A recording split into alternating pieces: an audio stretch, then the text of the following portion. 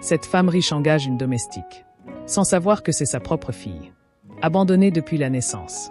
Il était, tôt le matin dans la grande maison de pierre claire, là où le soleil frappait. Les vitres comme pour réveiller des secrets bien enfouis.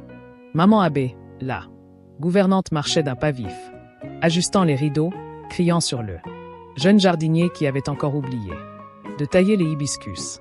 Ce jour-là, un taxi s'arrêta devant la grande grille. Une jeune femme en descendit, tenant à la main un petit sac usé. Elle s'appelait Awa. Elle venait de loin, d'un village poussiéreux au bord du fleuve où l'on se lavait encore à la rivière et où les enfants couraient pieds nus dans les champs de Monsieur L. N'avait pas rêvé de travailler comme domestique, mais la vie parfois pousse les pieds où le cœur ne veut pas aller. Et puis c'était le père André qui l'avait envoyée avec une lettre et une recommandation ferme. Elle est sérieuse, propre, polie. Prenez-la. Voilà ce que disait la lettre que maman Abbé avait posée devant Madame Can. Quand Awa entra dans la maison, elle fut saisie par le silence qui y régnait. Un silence d'argent, froid, suspendu comme un souffle retenu depuis des années. Madame Cani la regarda à peine. Tu sais cuisiner? Oui, madame. Tu dors ou on te dit? Tu parles quand on t'adresse là. Parole. Tu ne fais pas de bruit inutile. On t'a expliqué? Oui, madame. Elle lui tourna le dos. Ainsi fut scellé le commencement. Awa s'installa dans la petite chambre près de la buanderie. Une pièce sans fenêtre avec un lit de métal et une armoire bancale. Elle y déposa soigneusement son sac et tout au fond, dans un mouchoir noué, un petit collier de perles rouges. Elle ne le portait jamais en public. C'était un souvenir, un objet sans explication claire. La vieille femme qui l'avait élevée, maman Sira, lui avait simplement dit « C'est tout ce que j'ai pu sauver le jour où tu es arrivé. Garde-le. Un jour peut-être, il te servira. » Awa reprit son souffle. Ce soir-là, seule dans sa chambre. Elle avait 23 ans. Elle n'était ni fragile ni naïve. Mais dans cette maison, quelque chose la dérangeait. Pas une menace, plutôt une sensation.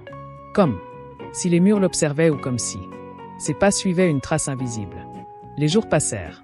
Awa apprenait hit. Elle avait cette manière tranquille de faire les choses sans bruit. Elle repassait les foulards de soie de Madame Cani avec une patience presque religieuse.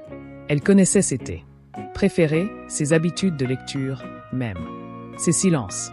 Les autres domestiques l'aimaient, discrète, gentille, maison. Sentait en elle quelque chose de plus profond, une gravité. Comme si, au fond, elle portait un passé plus lourd que ceux que ses gestes laissaient croire.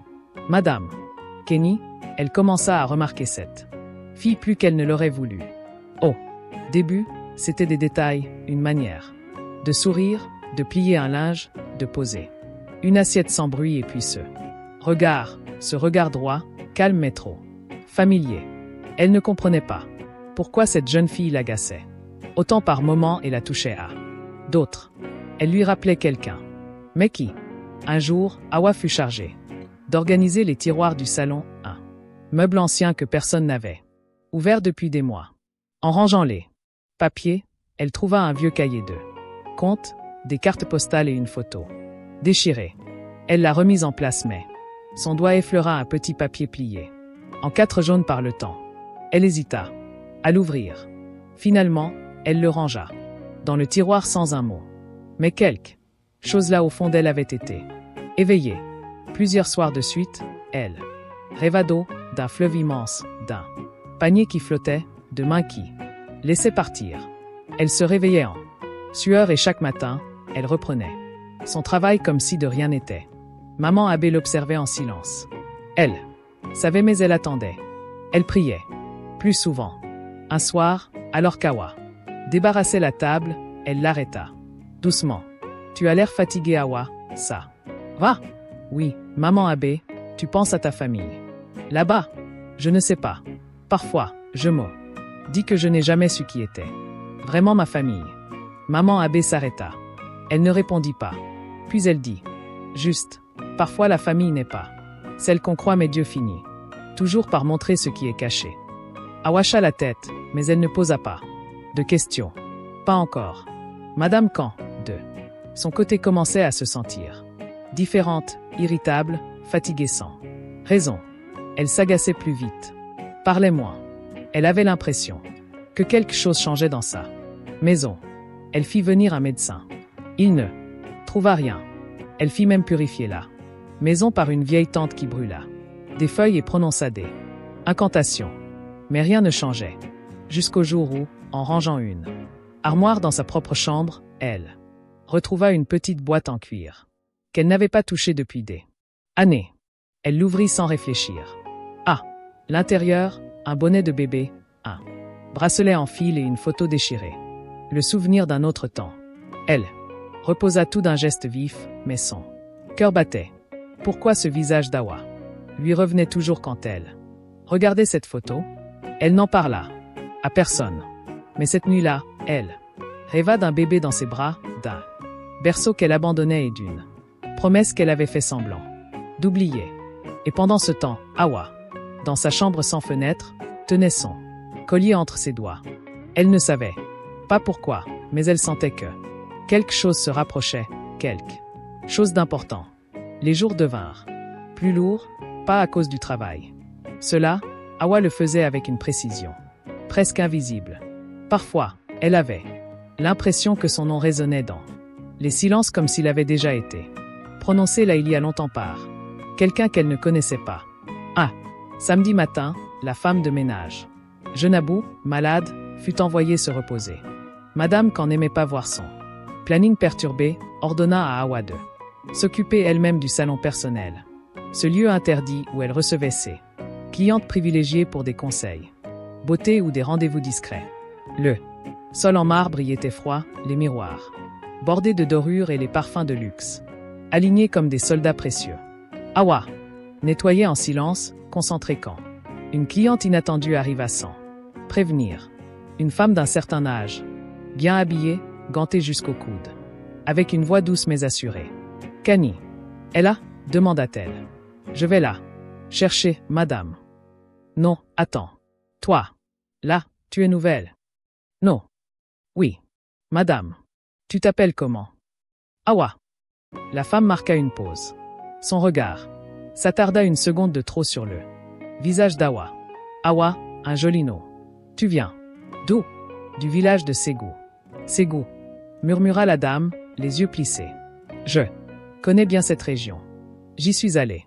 Il y a longtemps, très longtemps. Tu vis ici depuis combien de temps ? » ?»« Quelques semaines. » Elle sourit mais il y avait quelque chose d'inquiet dans ce sourire. « Tu ressembles à quelqu'un que j'ai connu autrefois. Une belle femme. Très fière mais très seule. » Avant qu'Awa ne puisse répondre, Madame Khan entra dans la pièce élégante dans sa tunique bleu nuit. « Oyandé, tu es en avance. Je fais toujours ça quand je sens que le jour sera long, » répondit la femme en souriant. Elle posa une main brève sur le bras de Kani puis ajouta « AM voix. Je viens de parler à ta nouvelle. Elle est particulière. C'est une villageoise. Discrète, propre. C'est tout ce qui m'importe. » Mais Yandé resta silencieuse. Un moment, le regard perdu dans les boucles d'oreilles de Khan. « Tu sais que les choses qu'on enterre finissent toujours par repousser ailleurs. N'est-ce pas ? Ne recommence pas à... » Yandé, soupira Madame Khan. « Ce qui est fait est fait. Tu m'as assez jugé il y a 20 ans. Je ne juge pas. Je constate que l'air a changé dans ta maison et je te dis simplement de faire attention. » Awa entendit tout ça de l'autre pièce sans comprendre. Elle ne savait pas encore que les murmures entre ces deux femmes parlaient, sans le dire, d'un passé qu'elle portait dans ses veines. Le soir suivant, elle décida d'écrire une lettre à Maman Sira. Ce n'était pas vraiment une lettre à envoyer. Il n'y avait pas d'adresse, mais plutôt une manière de poser des mots. « Maman, j'ai l'impression d'être arrivée à l'endroit que tu n'as jamais voulu me nommer. Tu m'as élevée avec bonté, mais tu n'as jamais voulu me dire d'où je viens vraiment. Ici, les choses sont belles, mais tout est comme fermé à clé. J'ai l'impression que je marche sur un sol fragile, comme si chaque pas pouvait faire remonter quelque chose d'enfoui. Il y a cette femme. Elle est forte, impressionnante. Mais il y a quelque chose en elle Quelque chose que je ressens sans savoir. Ce que c'est. Est-ce que tu as déjà vu son visage toi aussi? Est-ce qu'il y a quelque chose que tu as voulu me cacher? Pour me protéger? Elle plia la lettre et la rangea dans son sac entre son carnet et le mouchoir contenant le collier. Le lendemain, elle décida d'aller au marché seule sur demande de Maman Abbé. Une mission simple, acheter les poissons, les oignons et les épices fraîches. Mais ce jour-là, elle se perdit. Pas dans les rues, non. Dans les souvenirs qui se levèrent au détour d'un étal. Une vieille femme vendait des tissus. En passant devant, Awa vit un pagne rouge, usé à motif de cori qui la saisit comme une gifle. Elle s'arrêta, sans comprendre pourquoi son cœur battait si fort. Tu veux acheter? Demanda la vieille. Non, enfin, il me semble que j'ai déjà vu ce tissu. C'est un ancien motif. On le portait souvent. Au bord du fleuve, à l'époque où les sages-femmes le liaient autour des bébés. Les bébés? Oui, pour les protéger. C'était un tissu de naissance. Tu sais ma fille, certains pagnes se souviennent plus que les gens. Awa acheta un petit morceau. Elle ne savait pas pourquoi. Elle le plia, le passa entre sa main et rentra à la maison avec une impression étrange, comme si elle s'était rapprochée de quelque chose. Ce soir-là, alors qu'elle rangeait les courses dans la cuisine, Maman Abbé entra. Sans bruit. Elle regarda Awa, puis le morceau de pagne posé sur le comptoir. Tu l'as trouvé où? Au marché. Il me disait quelque chose. Maman Abbé s'approcha lentement. Elle toucha le tissu du bout des doigts comme si elle touchait une blessure ancienne. Ce pagne. Là, je crois qu'il t'a vu avant que moi-même je te vois. Awa releva les yeux. Maman Abbé, est-ce que tu sais quelque chose sur moi que je ne sais pas? Un long silence suivit. Puis la vieille femme dit simplement, je sais que la vérité vient toujours, mais jamais avant son heure. Et elle sortit, laissant Awa seule avec ses pensées et le morceau de tissu serré contre son cœur. La maison semblait plus calme que d'habitude ce soir-là. Même le vent d'ordinaire joueur s'était retiré dans un silence respectueux.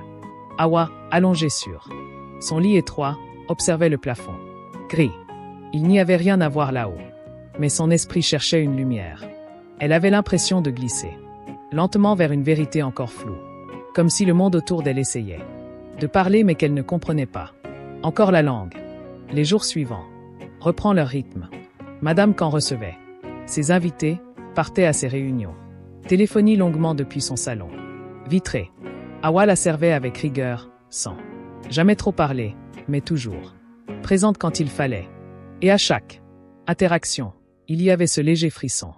Entre elles, imperceptible pour les autres, quelque chose de suspendu, d'inexplicable, un lien ou peut-être une corde tendue entre deux rives d'un même fleuve. Un soir, pendant que Madame Khan était sortie pour un gala, Awa fut autorisée à utiliser la bibliothèque de la maison. Une pièce fermée à clé, pleine de livres anciens et de souvenirs empoussiérés. Maman Abbé lui avait glissé la clé en disant « Va te cultiver un peu, tu travaillais bien, tu peux lire mais remets tout comme tu as trouvé. » Awa entra dans la pièce avec respect. Il y avait une odeur de papier vieux, de cuir et de quelque chose d'émouvant, comme si les murs eux-mêmes gardaient des secrets. Elle caressa les tranches de livres et puis soudain, entre deux pages, une image plus intime. Une jeune femme, bien plus jeune, assise sur une chaise, la main posée sur un ventre arrondi, le regard flou, seul, sans sourire.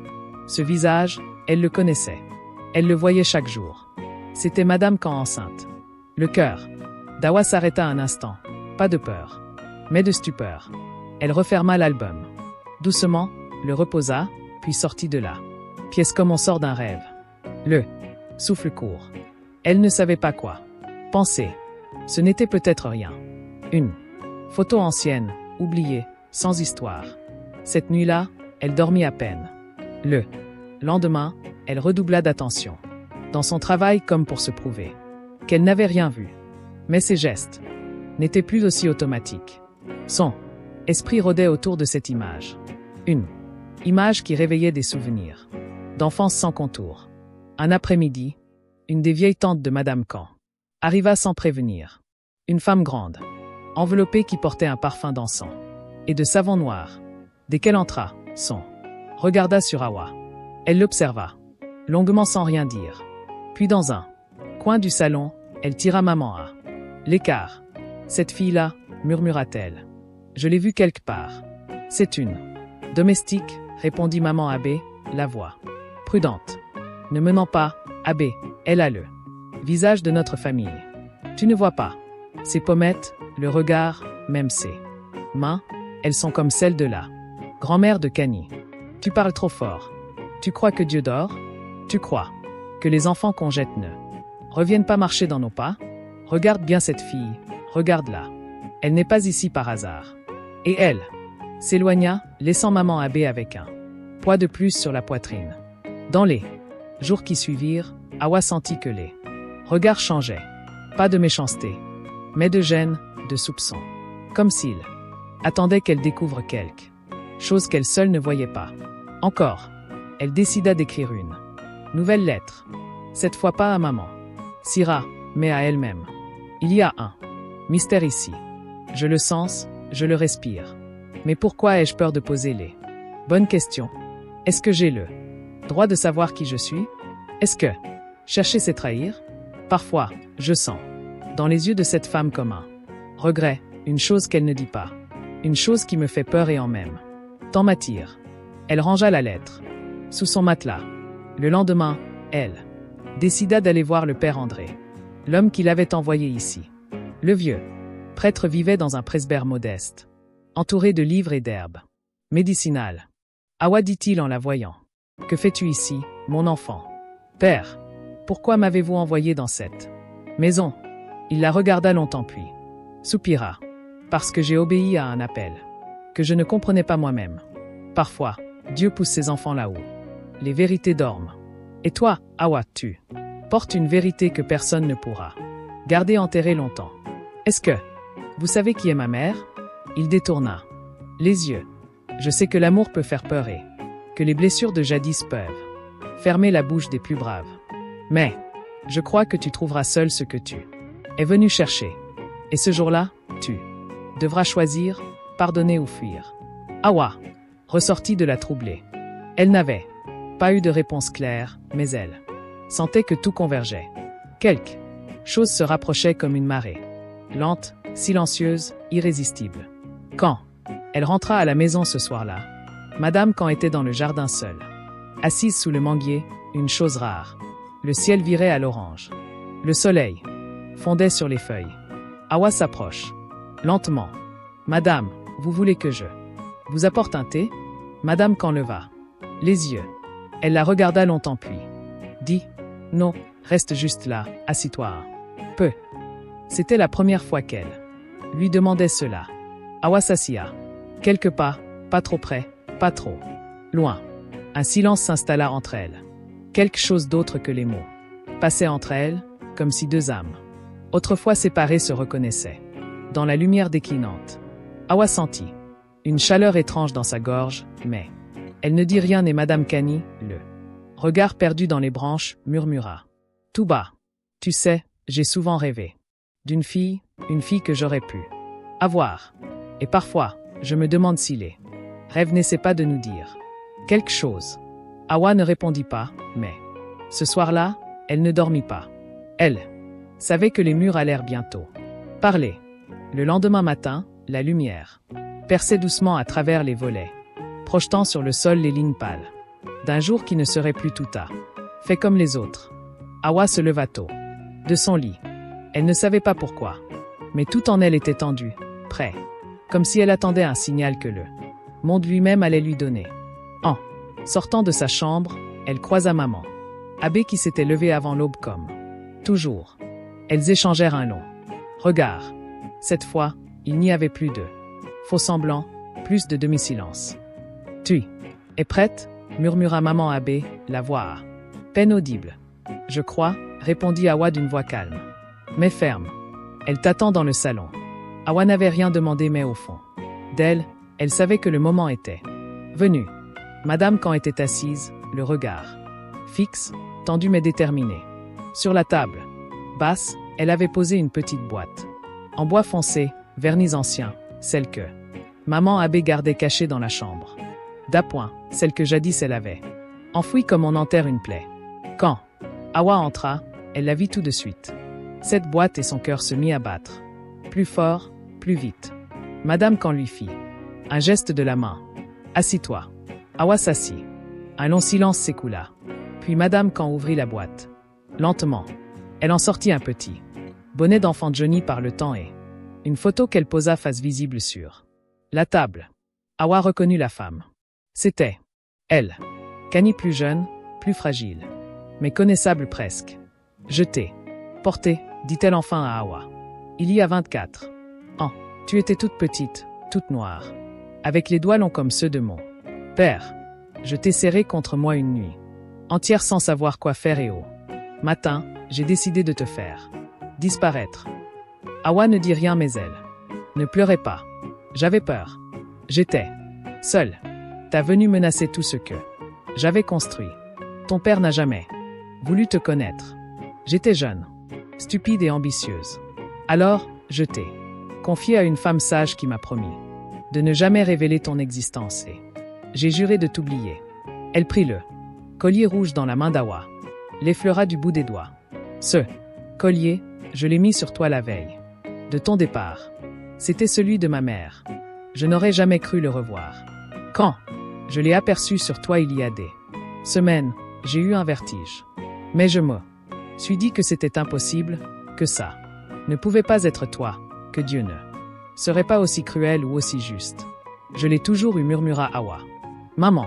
Sira me disait que c'était tout ce qu'elle avait pu garder de mon passé. Madame Kani ferma les yeux un instant. Sa respiration trembla. Je n'ai jamais eu d'autres enfants. Je t'ai vu grandir ici sans te reconnaître. Et pourtant, chaque jour, je sentais que quelque chose m'échappait. Je te regardais comme on regarde d'un rêve ancien et maintenant je n'ai plus d'excuses. Elle se leva lentement, contourna la table, s'agenouilla devant Awa. Madame, ne faites pas ça, disait Awa. Je ne te demande pas de me pardonner ni même de m'accepter, mais je te dois la vérité et je voulais que tu l'entendes de ma bouche, pas par les autres. Pas plus tard. Aujourd'hui, je veux te dire que tu es ma fille, ma seule fille. Awa sentit ses mains trembler. Son souffle était court. Pendant un instant, elle vit tout son passé défiler, les longues journées à chercher un visage, les prières à demi-mot, les questions sans réponse. Et aujourd'hui, voilà que la réponse était là devant elle. Brute, vivante, inattendue. Elle arrêta sa main. Je ne sais pas encore quoi ressentir. Mais je suis là. Et je t'écoute. Un silence immense s'abattit dans la pièce. Puis lentement, doucement, Madame Khan pleura et pleura. Avec regret. Ce soir-là, maman Abbé prépara un ragoût au goût d'enfance. Pas pour les invités, pas pour les patrons, mais pour la mère et la fille. Awa mangea doucement. Madame Kni, elle ne mangea presque rien mais elle resta là à table avec elle. Les domestiques ne faisaient que faire des racontages et des racontages au sujet d'Awa. On savait que cette fille n'était pas simple, disait-elle à maman Abbé. Maintenant, elle va se prendre la tête puisqu'elle sera au-dessus de nous. Non, calmez-vous. Mes enfants, disait maman Abbé. Ne jalousez pas l'enfant de la patronne. Que vos cœurs soient propres envers votre semblable et vous verrez que la vie vous sourira tôt ou tard, je vous le dis et écoutez mon conseil. Après le repas, Awa sortit un carnet, celui où elle écrivait ses lettres, ses pensées. Elle l'ouvrit à la première page, arracha doucement le mot qu'elle avait écrit. Pour elle-même quelques jours plus tôt. Elle le froissa, le posa dans la corbeille. Elle ne voulait plus fuir. Elle ne voulait plus deviner. Elle voulait exister. Plus tard, alors que la maison dormait presque, elle frappa doucement à la porte de la chambre de Madame Khan. Entre, dit une voix fatiguée mais douce. Awa entra. La pièce était baignée d'une lumière chaude. Sur le lit, une couverture légère, un livre. Je veux savoir, je veux tout savoir. Qui était mon père? Pourquoi vous avez eu si peur? Pourquoi vous m'avez laissé? Pas pour juger, mais parce que je ne veux plus marcher à l'aveugle dans ma propre vie. Madame Khan l'invita à s'asseoir au bord du lit et cette nuit-là, elle parla. Longtemps. Des années de jeunesse, des erreurs, de l'amour interdit, de l'enfant qu'elle avait voulu oublier, mais que son âme n'avait jamais pu lâcher. Elle parla aussi de ses ambitions, de ses sacrifices, de ses nuits sans sommeil. Et plus elle parlait, plus sa voix se brisait, plus son regard devenait humain. Hawa écouta, sans interrompre. Quand elle eut fini, il n'y avait plus de questions. Seulement un silence d'apaisement. Hawa se leva, fit un pas vers la porte, puis s'arrêta. Je ne sais pas encore ce que je vais faire de tout ça, dit-elle. Mais je sais une chose, maman. Madame Khan sursauta doucement en entendant ce mot pour la première fois. Je suis là maintenant et je ne suis plus une étrangère, disait Hawa. Elle sortit et ce soir-là, pour la première fois depuis 24 ans, la maison sembla respirer. Quelques mois plus tard, un changement discret. Hawa ne portait plus l'uniforme des domestiques. Elle ne vivait plus dans la chambre sans fenêtre. Elle avait maintenant sa propre pièce décorée à son goût près du bureau de sa mère. Elle avait aussi commencé à suivre des cours de gestion sur l'insistance de Madame Khan, sa mère qui voyait en elle plus qu'une héritière. Une flamme, un prolongement, un recommencement. Et dans ce lien réparé, dans cette lente reconstruction, il y avait une vérité. Parfois les racines s'éloignent, se tordent, se perdent, mais finissent toujours par retrouver la terre. Et dans cette maison en fait, autrefois pleine de silence, on entendait désormais quelque chose de plus fort, une mère, une fille et un avenir prometteur. Tout